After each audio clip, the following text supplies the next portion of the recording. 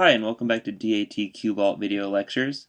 In this video we're going to cover Grignard reactions and Dialkylcopper reagents. Grignard reactions are extremely popular reactions in organic chemistry, and in your organic lab you probably did a reaction involving Grignard reagents, as they're common reactions to actually perform in organic laboratory curriculum. And because of their popularity, you're probably going to come across one in the DAT. So, what are Grignard reactions? Grignard reactions involve a Grignard reagent and some sort of an electrophile. Here we have a generic example of a Grignard reagent, which is an alkyl magnesium halide of some kind. Halide usually is chlorine or bromine in a Grignard reagent. And then the other reagent that we use in a Grignard reaction is some sort of an electrophile. Electrophiles that you'll most commonly see probably on the DAT are carbonyl compounds.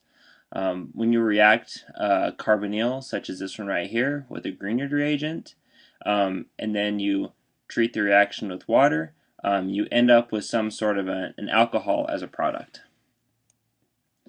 So what are Grignard reagents? How do we make them, and what are their properties? So to make a Grignard reagent, you simply just mix some sort of an alkyl halide with just straight magnesium metal.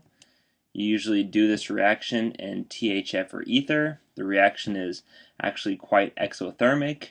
And then what happens is the magnesium metal will actually oxidatively insert between the carbon-bromine bond to form your Grignard reagent. Grignard reagents actually work because of this very polarized carbon-magnesium bond. In this carbon-magnesium bond, the carbon has a strong negative dipole, and the magnesium actually has a strong partially positive charge on it.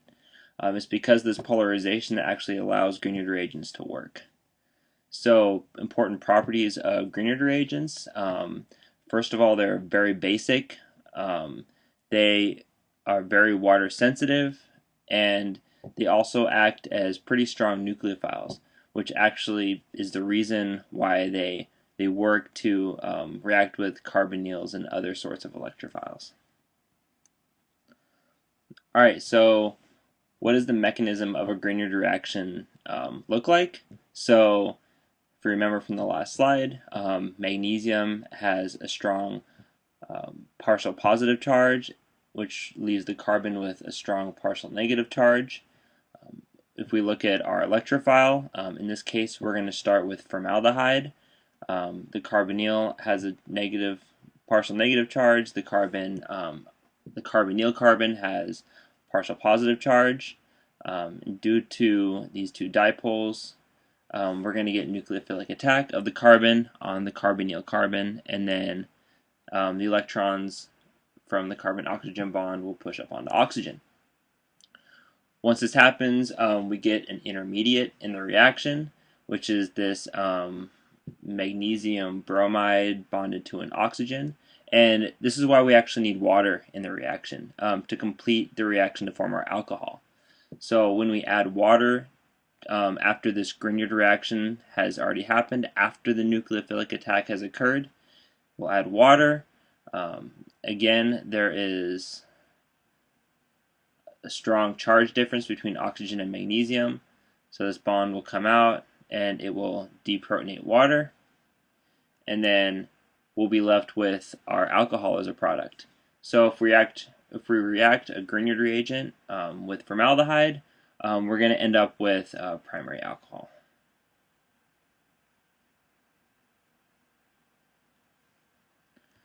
Alright, so what other carbonyls are you probably going to see reacting with Grignard reagents? One of them is just an aldehyde. So aldehydes react with Grignard reagents like this one right here to form secondary alcohols. And then along with aldehydes, ketones also react well with Grignard reagents. In this example, we're reacting this ketone here with this Grignard reagent to form tertiary alcohol. So Aldehydes are going to react with Grignards to form secondary alcohols. Ketones react with Grignards to form a tertiary alcohol.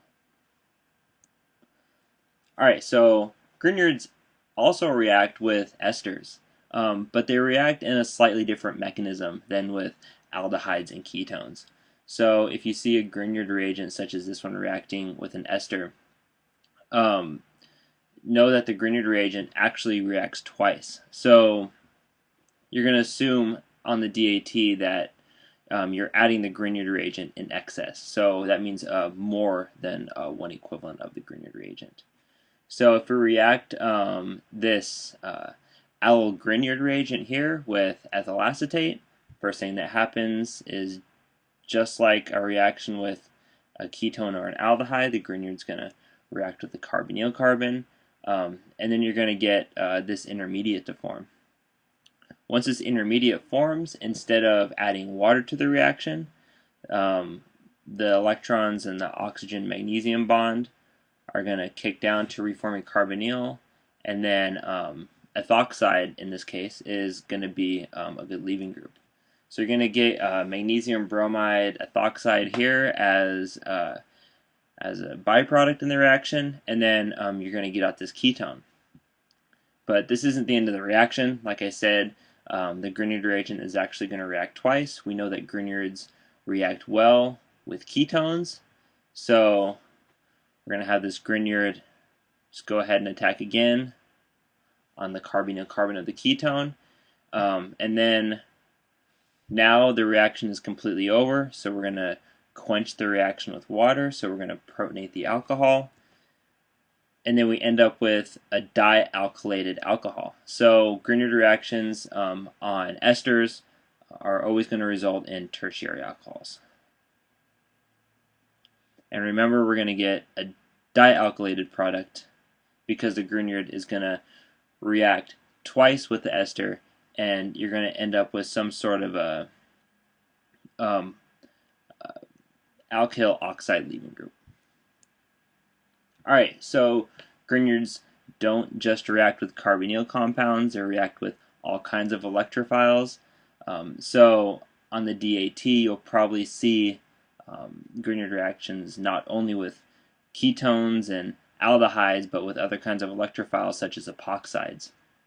Grignards just act as an electrophile. So if we were to, a nucleophile. So if we have this Grignard reagent here reacting with this epoxide, we're just going to attack the least sterically hindered carbon of the epoxide to open it up. And then upon the addition of water to protonate the alcohol, we're going to get this open epoxide, which is just going to result in this alcohol. So just a little fact about Grignard reagents with epoxides, just remember that they're always going to attack the least substituted carbon of the epoxide just for steric reasons. Alright, so let's answer a DAT style question on Grignard reactions. So here we're asking what the proper reagents are going to be for the following chemical transformation. So why don't you take a second, pause the video, and then we'll answer this question together.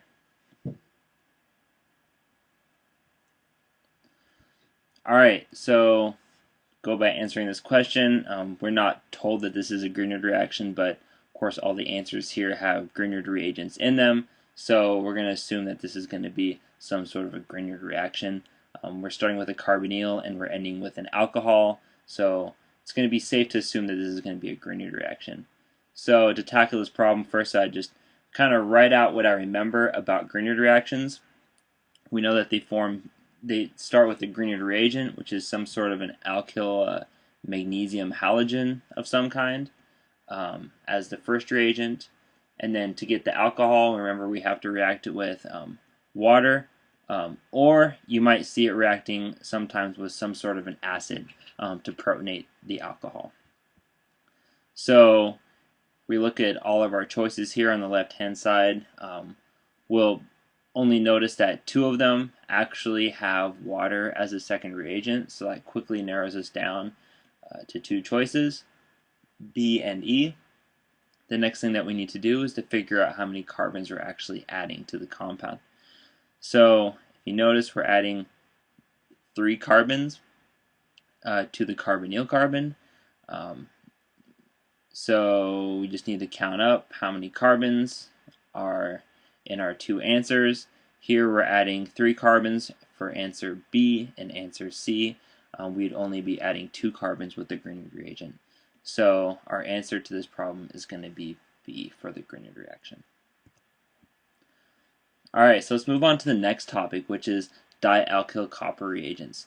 Probably a little bit less likely to see something like this on the DAT, but dialkylcopper reagents are very common carbon-carbon bond-forming reagents.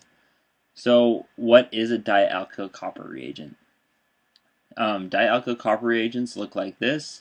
It's some sort of a copper lithium metal reagent that just has 2 alkyl groups just kind of hanging off of it attached to the copper.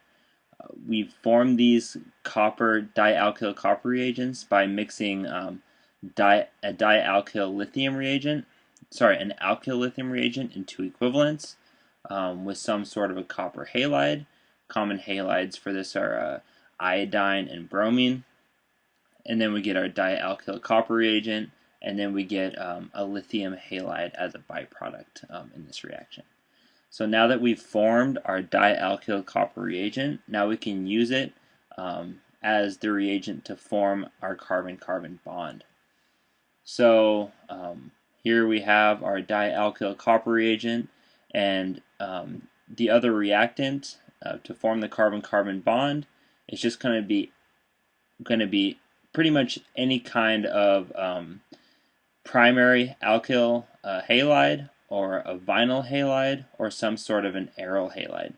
Remember that vinyl halides are a halide that is attached directly to the double bond, and an aryl halide is a halide that's also attached directly to an aryl group. You can use any kind of halide in this reaction, not just iodine. So once this reaction actually goes, we're going to form a new carbon-carbon bond between our 2 arbitrary R groups that we have here, and we're going to form byproducts of a lithium halide and then the monoalkyl copper reagent. So this alkyl group does not add 2 times. Only one alkyl group adds from the copper reagent, and then the other alkyl group will not add from the copper. It just stays as a copper alkyl byproduct.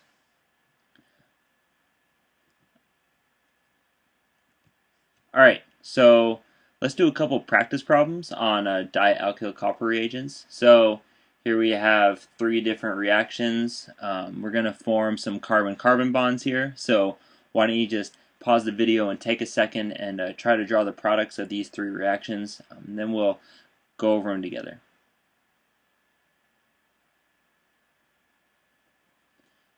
Alright, now that you've had a second to solve these 3 problems, let's see what the products are going to look like from these reactions. On the DAT, you're probably not going to see any of the byproducts from the reactions, so I'm just going to draw the products, the desirable products of this reaction, which are going to be just the alkyl products that will form from these reactions. Alright, so first you just need to identify the alkyl groups that we're going to be joining together. Here we're going to be joining this propyl group together with this ethyl group. So we're just going to have propyl attached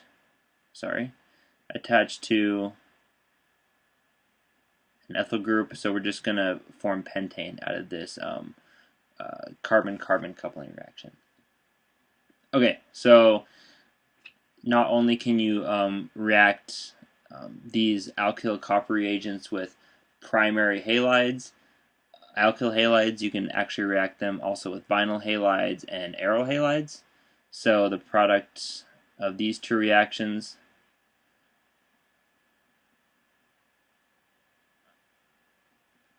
are going to be this product here, and then if we react the aryl group with our alkyl halide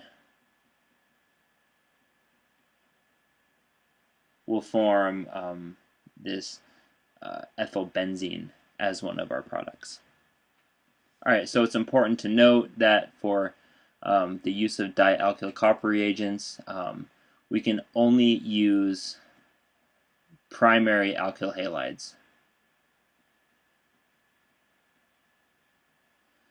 This is important because if you use a secondary or a tertiary alkyl halide in a reaction with a dialkylcopper reagent, you'll actually get the elimination reaction product because these reagents are actually really basic, and you'll just eliminate the alpha hydrogen to the halide to get an alkene as your byproduct. So primary alkyl halides are the only alkyl halides that will work for this reaction, but pretty much any vinyl or aryl halide will work really well in these reactions. Alright, so that pretty much sums up this video lecture on Grignard reactions and carbon-carbon bond-forming reactions with dialkyl copper reagents. So suggest you go ahead and take a quiz on these two topics to solidify what you've learned in this lecture, and we'll see you back for another DATQVAULT video lecture.